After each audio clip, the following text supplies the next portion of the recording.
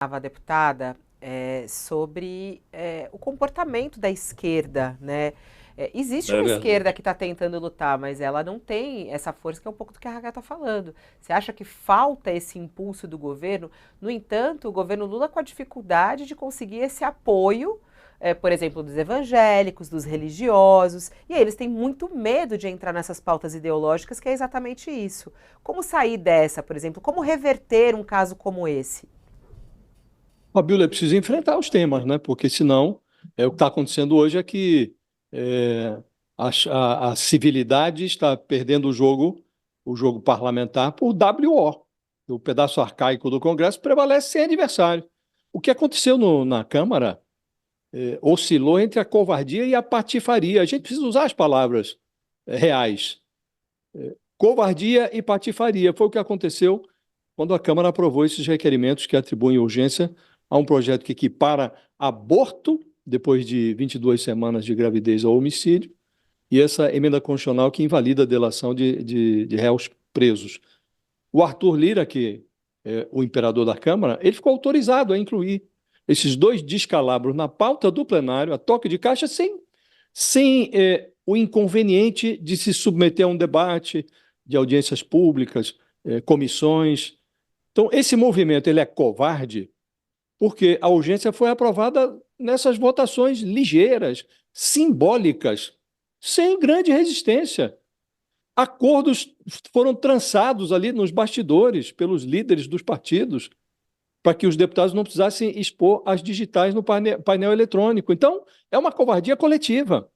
A liderança do governo não deu um pio. E os efeitos de toda essa disfarçatez dão à articulação, essa articulação subterrânea, feita ali no escurinho dos corredores do Congresso, os efeitos da disfarçatez dão uma aparência apatifada a tudo isso. Que o projeto do aborto, por exemplo, que equipara ao homicídio simples o aborto de fetos com mais de 22 semanas, mesmo no caso de estupro, ele concede um duplo prêmio ao criminoso. Então, se você utiliza a linguagem adequada, você pode entrar no debate. As vítimas vão ser compelidas a dar à luz troféus para os seus agressores. E o segundo prêmio é o fato de que o estuprador, quando descoberto, que alguns nem são descobertos, ele vai ter uma pena menor do que a sua vítima, porque o homicídio simples rende até 20 anos de cana e o estupro, no máximo, 10 anos de prisão, se a vítima for adulta. E essa PEC da delação, ela está ressuscitando uma ideia que tem o DNA petista, foi formulada lá em 2016, isso já constrange o PT, e agora essa ideia resgatada para socorrer o Bolsonaro. É improvável que eles consigam anular a delação do Mauro Cid, mas é inquestionável que essa emenda favorece o crime organizado. Quer dizer, preso um membro do PCC não vai poder, por exemplo, delatar os seus comparsas. O caso da Marielle Franco jamais seria elucidado, porque o miliciano Rony Lessa, que é um assassino confesso, estava em cana e ele estaria proibido de informar à Polícia Federal que os irmãos Domingos e Chiquinho Brazão encomendaram essa execução. Mas é preciso enfrentar o debate, Fabiola. Veja o que está acontecendo agora. Pastores e parlamentares evangélicos, eles são muito rápidos para lutar pela criminalização do aborto, um aborto previsto em lei, em nome da vida, do espírito do feto. Mesmo que a mãe corra risco de vida, mesmo que a gravidez seja resultado de um estupro, mas esses mesmos personagens hipotéticos cultores da vida, eles idolatram um mito que defende a disseminação das armas, a truculência policial, a mortandade de suspeitos, entre aspas, nas periferias das grandes cidades. Então, é possível enfrentar o debate. Agora, é preciso ter coragem, não é? E por isso, esses ministros todos que estamos mencionando aqui, Silvio Almeida, dos direitos humanos, não diz uma palavra. A ministra Cida Gonçalves das Mulheres, a Nízia Trindade da Saúde, o aborto devia ser tratado no Brasil como um problema de saúde pública. Tudo escondido, o presidente Lula escondido. Não dá. Assim, a incivilidade vence por WO, porque ninguém entra no ringue para enfrentar a batalha. Se for para isso, para que ser eleito, então? Se você vai se esconder sob pretexto, nós vamos perder voto, não sei se perde, se enfrentar o debate adequadamente, talvez ganhe votos.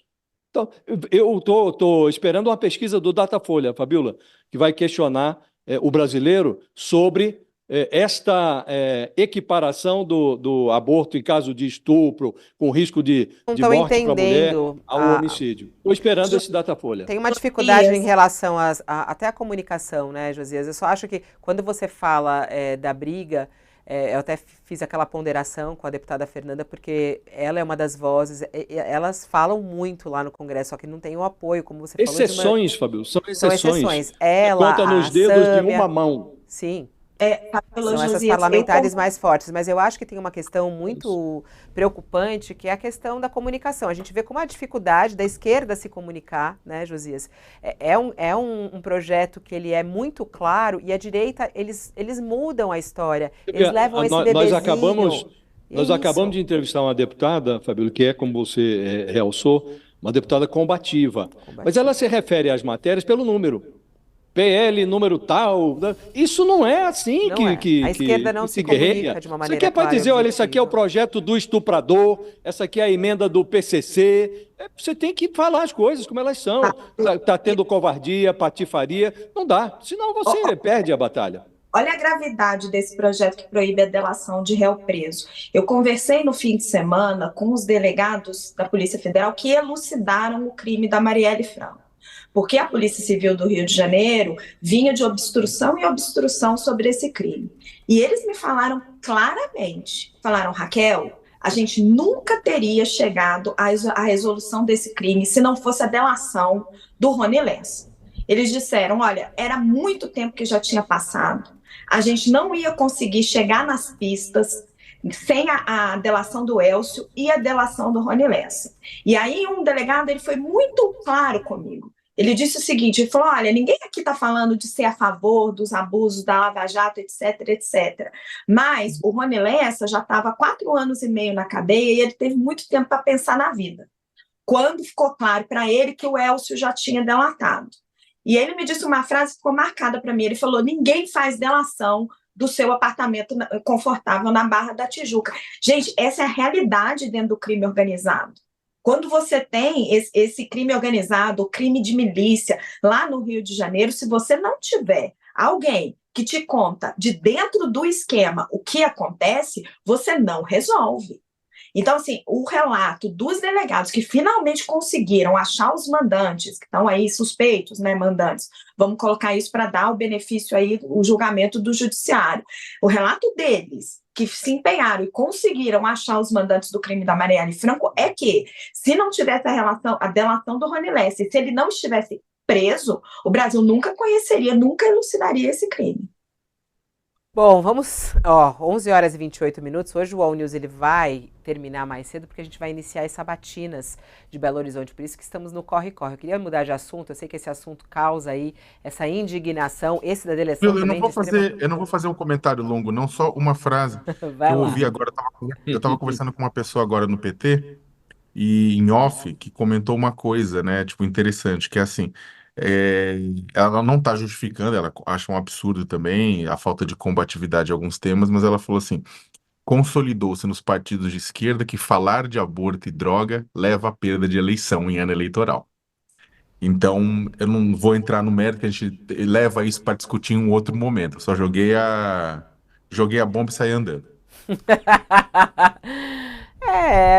E aí vai perdendo, e perde no debate, perde no voto, e é muito difícil, né? E é muito triste, porque muitas pessoas que escolhem esses parlamentares para estar lá é para defender isso, né?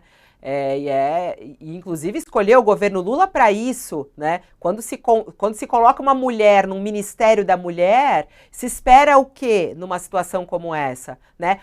Quando você coloca uma cientista no Ministério da Saúde, se espera o quê diante disso? Estamos falando de gravidez de crianças, de meninas que podem morrer por serem obrigadas a levar uma gravidez em andamento. É algo que causa, assim, uma revolta na gente, que a gente tem que até se controlar, né, Raquel? Porque, olha, sério, como mulher, como mãe de menina, eu fico absolutamente, eu vou começar a ficar com placas vermelhas, eu vou me acalmar.